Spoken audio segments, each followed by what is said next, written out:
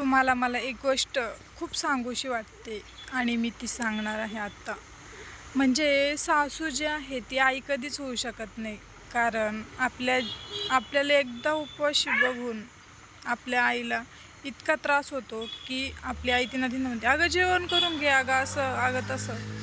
पण सासूला काहीच फरक पडत नाही. म्हणून सासू कधीच आई होऊ शकत नाही. आणि दुसरी गोष्ट म्हणजे जर एखाद्या वेळेस उपवास वगैरे जरी असला तरी आई असा विचार करते का माझ्या लेकराला हे खायला देऊ का, ते खायला करून देऊ का, काय करू, काय नेमकी तिच्यासाठी मी करू काय. पण सासूचा असा विचार नसतो, हे काम का नाही झालं, ते कमून नाही झालं, असं का नाही झालं, तसं का नाही.